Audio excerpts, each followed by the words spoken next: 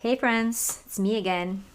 I'm Sarah, your host of What's on Your Plate podcast, and today I am unpacking a lot. The heaviness that has been on my plate over the years will be evident in this very vulnerable conversation I'm sharing today about my personal experiences within the educational system and how the traumas from a very young age within that system caused me to quite literally be held back in many ways in my life. This recording is of a friend interviewing me for his own platform that didn't quite come to light. But I knew this conversation was important to share, and the timing which I'm sharing it is accidental, but it couldn't be more appropriate. For those that are closest to me, if you know, you know. I hope you listen to this recording with an open mind and a compassionate heart. And I hope that for all the millions of people who have struggled and to our kids who are still struggling, you start demanding better once you know better. Walk away from this conversation questioning the system and exploring the difference between what is schooling and what is learning. Let's get to it. Thank you so much. Yes. Well, thank you so much for doing this. I really appreciate it. It's having a fun conversation and talking about lived experiences and around like what you shared about educational trauma and what that means. Like I was held back in third grade, which just, was the worst thing in the world. So I totally get it. And what else? And just even talk about even that term held back. Right? Yeah. How did they not make that connection in our generation? Or, that was going to be something that was so just crippling to people. Yeah. Mentally as they moved forward in life. Yeah, absolutely. I wanted you on my show to look into what it means to feel safe within, on the outside, and all around safeness. So yeah, like your experiences with education, you call it educational trauma, and what it means to experience certain terminologies and attitudes and such, starting from a very, very, very, very young age. Because I know you shared that you were held back in first grade. Correct.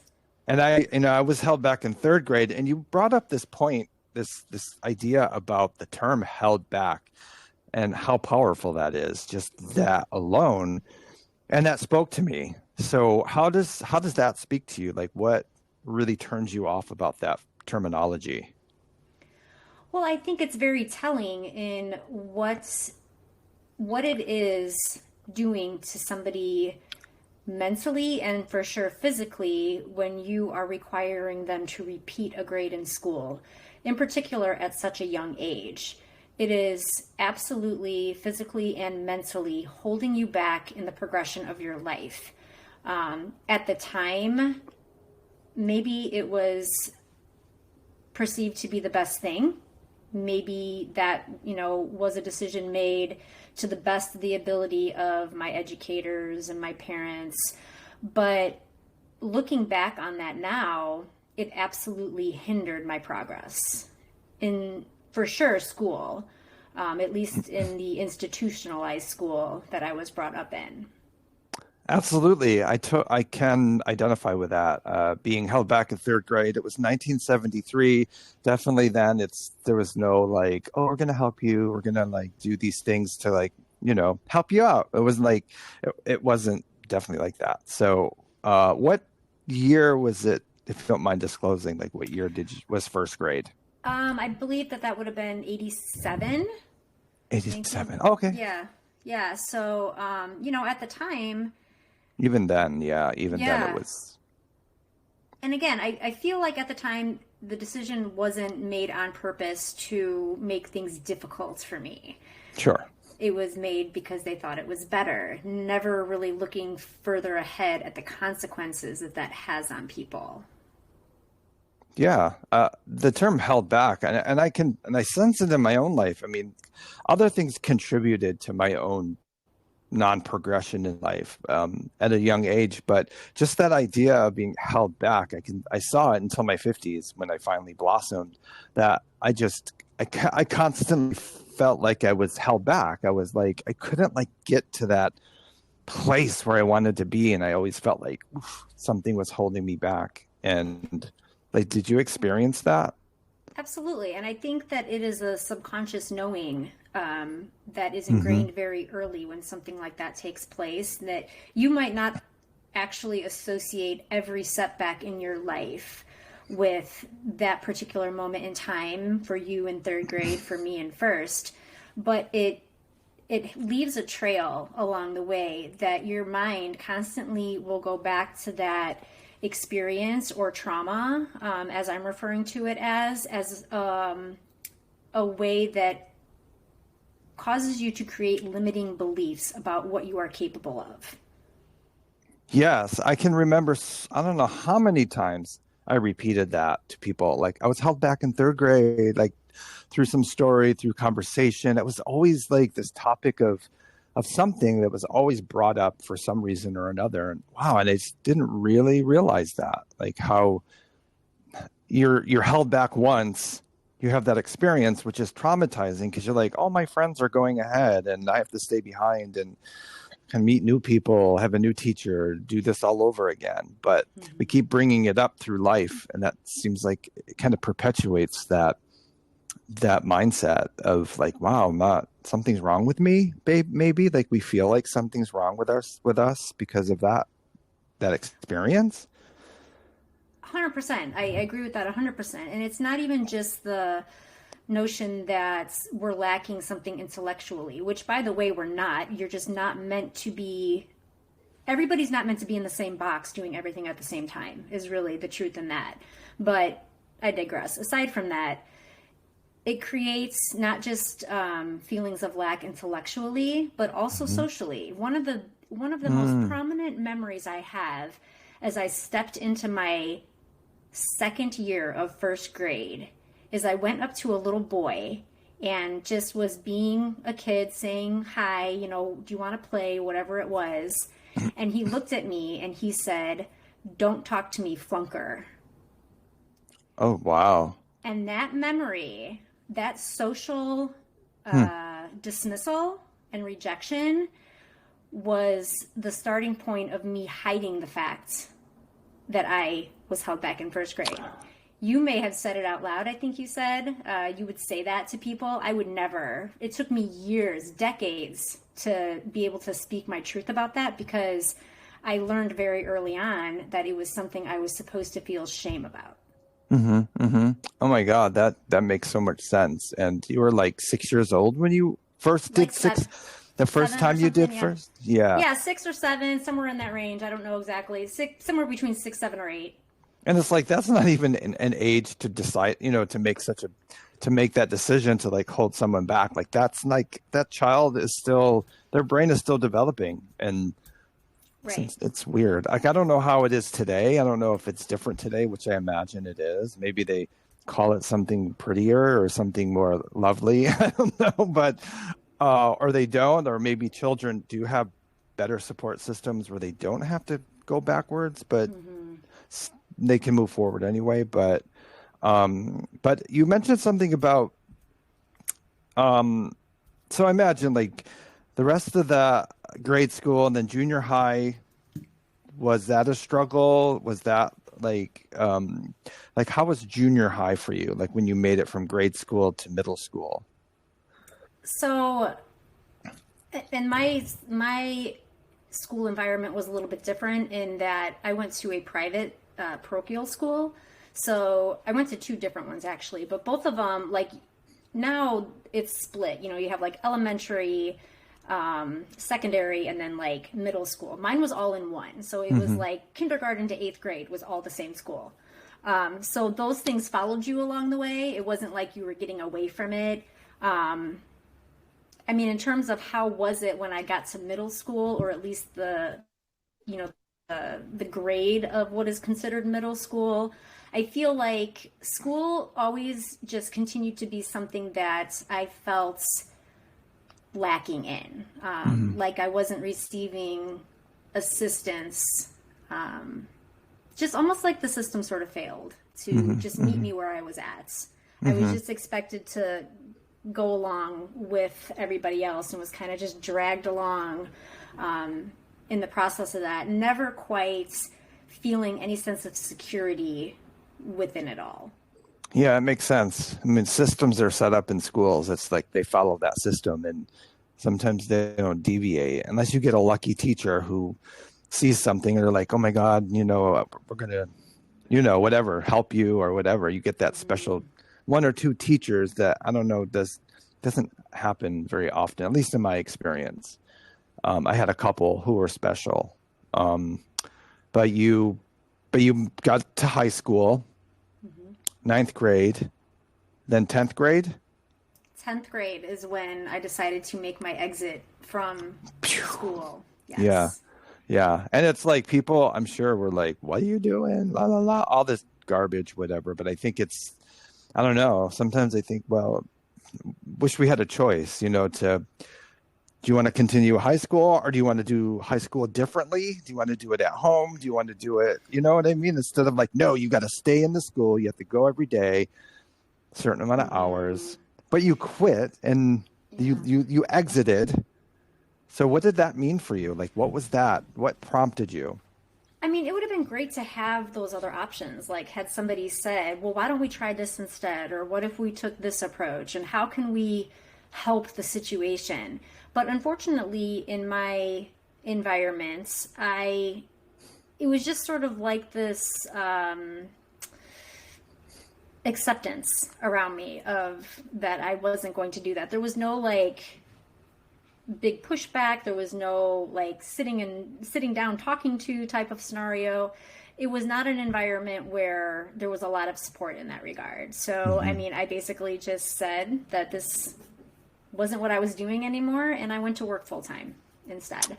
And that was just accepted and tolerated. And I don't recall ever having a conversation with my parents or other adults in my presence that should have been telling me, like, this is a terrible decision. Like, we need to figure out how to make this better for you so that, you don't have this feeling of loss throughout your life and regret throughout your life. But those conversations just didn't happen. And as a kid, I didn't pursue anybody to tell me differently. Yeah. Because we didn't know how to do that. We had no like capabilities or skills to ask for help. We had to, and we're teenager, so you're a teenager too. And you're like, woo, everything else is going cuckoo in our bodies Right. because of the hormones and stuff. And did you work any place fun? At least, did you enjoy your jobs? And Yeah, I mean, I enjoyed what I did. I mean, I did everything from, service industry stuff to retail management, and it wasn't terrible points of employment, but, I just wish somebody would have met me where I was at that point in my life and somehow convinced me that I actually didn't know what was best for me. yeah.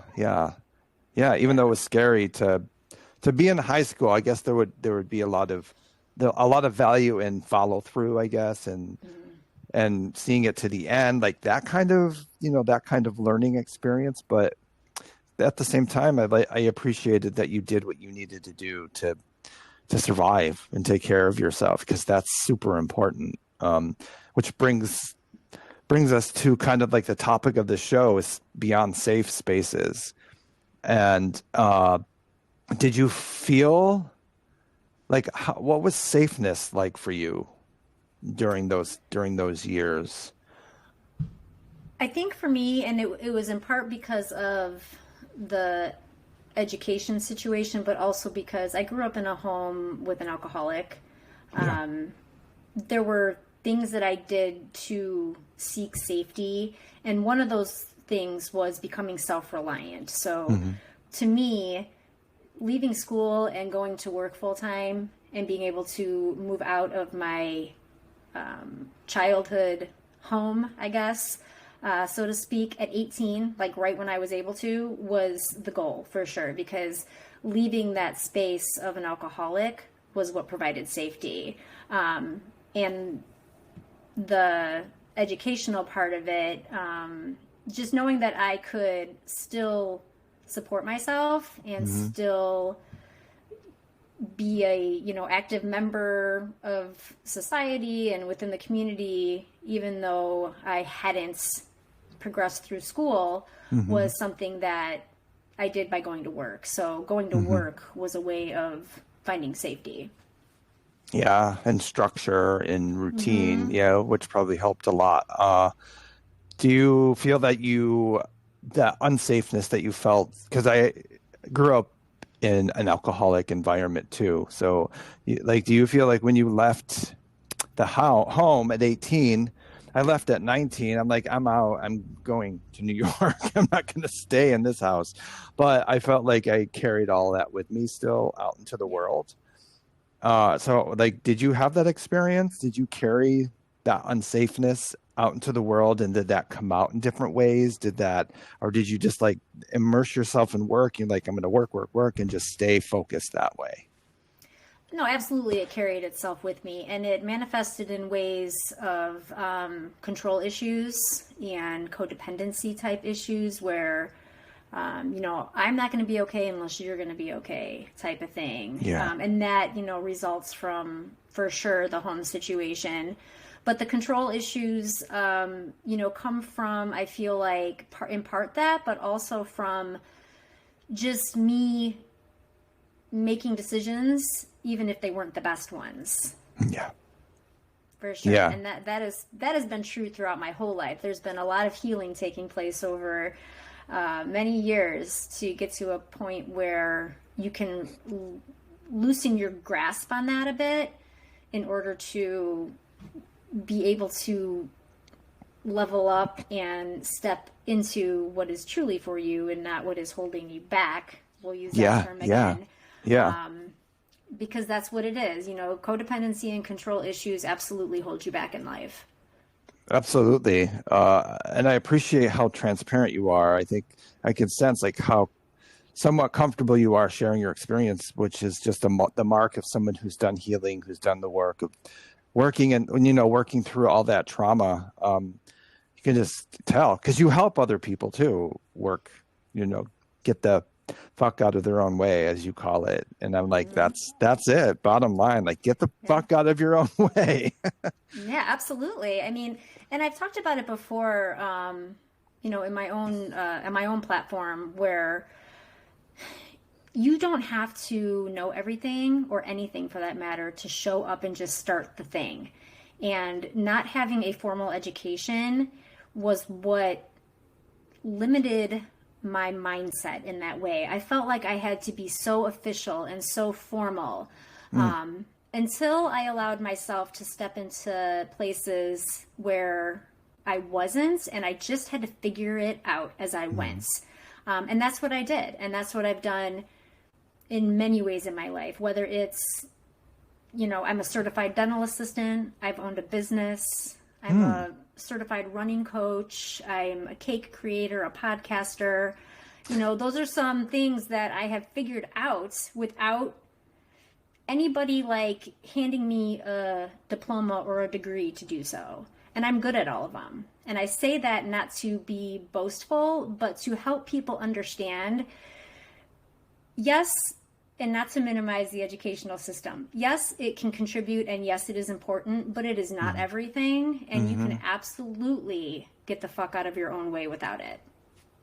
Absolutely. What's interesting about this is I was talking to another guest who it's just interesting when we have experienced trauma and to a certain degree of like deep trauma, how we grow up, and once we work through it, we learn how to manage all of the junk that goes with it and navigate it, that we're able to do so many things. We have our hands in different kind of artistic things, business things, but we can do it I just find that fascinating how we can do that. So I think it's in part because as children, we've had to learn how to devise different ways to be, different personalities and different coping skills. And I think somehow that contributes to being able to be a podcaster, be a blogger, be a coach, be this, that, and the other thing. Like, how do you feel about that? It's not a popular opinion, but what I will say, I give many unpopular opinions. But what I will say about that, again, not to like shit on the educational system, but You can, because it is shit for some to a certain point. It is. what I will say about it is the educational system in this country, be it, public or private, even like homeschooling situations to a certain degree, they are not built to help you learn how to think so much as they are built to teach you what to think. And by doing that, they remove all of your opportunity to be creative, to explore, to even try to understand your passions and purposes by leaning into what you actually enjoy and love. There isn't any of that happening in the educational system, short of like places like Montessori or other unlearning type of environments. But the bulk of the educational system is really limiting us as humans and just enforcing the objective, that of which is creating workers. Yeah, absolutely. We're not taught to critically think or think different different perspectives around one thing. And like you said, the Montessori school, like the certain schools that are privileged may have that component, but that's not the norm. The norm is good teachers are hard to find, schools are overcrowded, and there's just not enough for all the kids. Right. Yeah. Something else to be said about that is, part of this conversation is about learning how to find safety.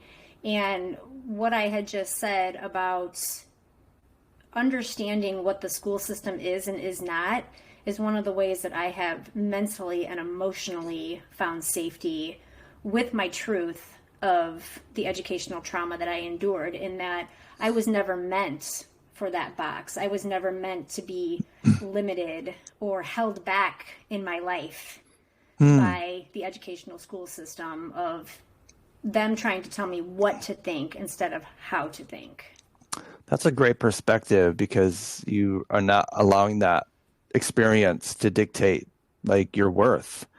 Correct. And to be like, hey, that's not my path. Like education, higher education, whatever it may be, is not your path. You've said it. Like there are other ways to learn. There are other ways to take classes and different things. Like I'm getting my master's in marriage and family therapy, and sometimes I don't like it, and I still ask myself, like, why am I doing this? Is it because of the financial aid refunds that I get, or is it because I really, and I do enjoy it sometimes, but I could see a lot of what you mentioned about the support, and for the most part I noticed that it's just the way it's structured is not like pro student in a way. It's not like total, they try, but it's not there.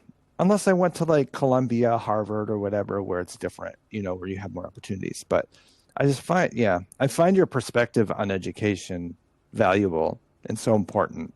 And people should hear that and understand that higher education is not going to, you said it helps, it does help, but it's not going to make or break you. It's not going to, there are other paths for sure.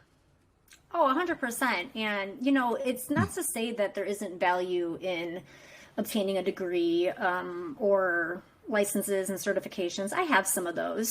And, I don't dismiss them. But the reason that we as a society have put so much emphasis on all of those things is really capitalistic. I mean, at the end of the day, boom. Yeah. That's really what it comes down to. And the value we put in the formalities of things. You know, you going to you approaching somebody or somebody coming to you for counseling, they may hold you in a higher regard because you have obtained said certification or degree or PhD on the topic. That doesn't mean you wouldn't be completely knowledgeable and helpful and useful to them had you not had it. But we as a world have told people that that is the way that you validate somebody's ability to help you in this world, even though it's not true. It's capitalistic.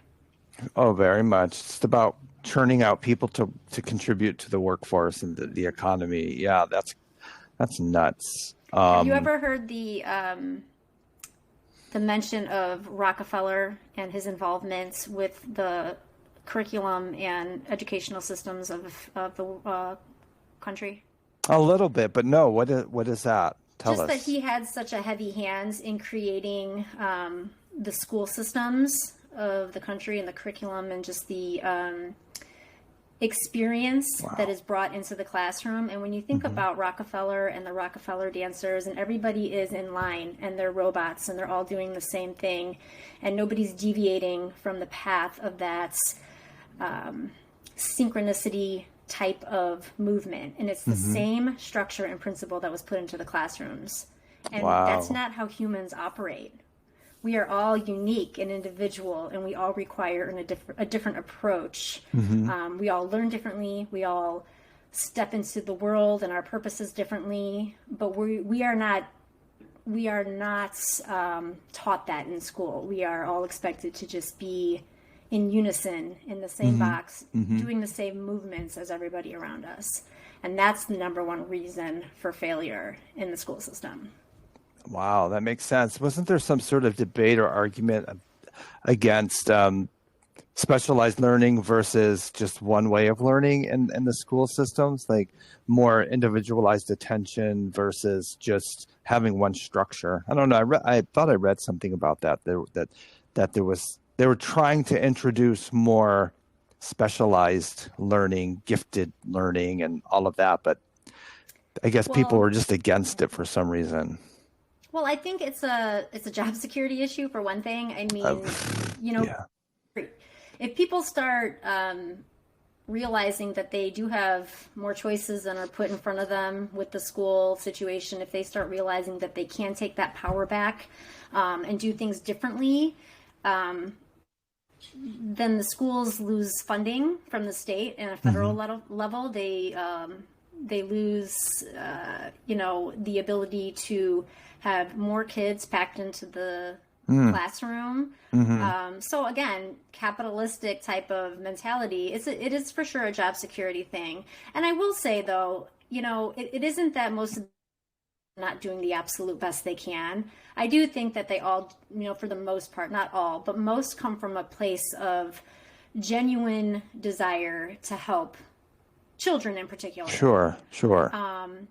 But, when you're trying to do that on a mass level, there isn't a lot of individual type of learning that can take place. It has to be very cookie cutter. It has to be very synchronized because it's just, there's not enough power and presence of people to be able to take people individually on their own journeys. Otherwise, what's the point of an institutionalized school? Then you might as well just resort to homeschooling or microschooling and truly meet the kid where they're at.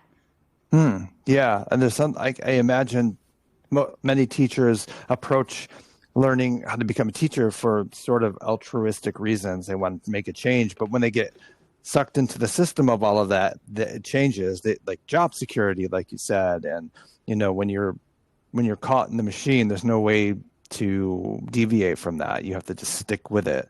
So I can see that happening. Like there are probably so many good teachers out there who approach it, who start doing it for reasons of helping children, but then get caught up in the rat race of the system of education. That's sad. Yeah. Share with viewers what you think, how you feel, what you believe a safe space within means. Like, what does that mean to you? I feel like I find the most safety within myself when I really remind myself that I do not need any outside influence or affirmation to know that I am doing the right thing. Mm.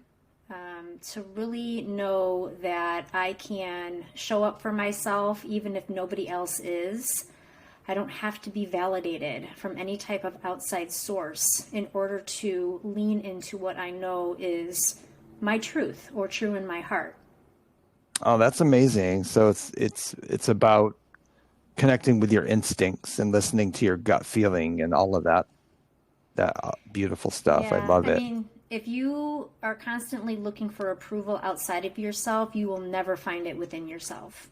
Exactly, and that's how I look at safeness. I feel safe spaces outside are so important, but if we can't recognize where they are and who they are, then within ourselves, then there's no sense of trying to find those places, those physical places where we do feel safe. Like who do we feel safe Right. around? What room can we walk in and still feel like, okay, I'm allowed here or I'm welcomed here. People want me here. Yeah, Yeah, 100%. I mean, if you are not able to do the healing and do the shadow work and do the work within yourself that creates safety just in your own being, it doesn't matter what room you physically walk into, you will never feel fully safe. exactly. Okay, Thank you, Sarah. I you're appreciate it. welcome. That was a lot. I told you it would be. I hope hearing me speak out loud today about one of the absolute, if not the absolute, hardest things I've carried through my life, I hope it empowers you. There are a multitude of ways you can help your children and even yourself learn. The set rules, the way to get from point A to point B, is just a made up game that you don't have to play anymore. Instead, create a new one where you get to make your own rules to ensure you and your children are who win in the end. I hope this episode has been incredibly helpful, and I encourage you to explore all the multitude of ways to change the course of the way you're learning or your children are learning if what has been going on is just not working and if it is just not aligned for you anymore. Until next time, friends.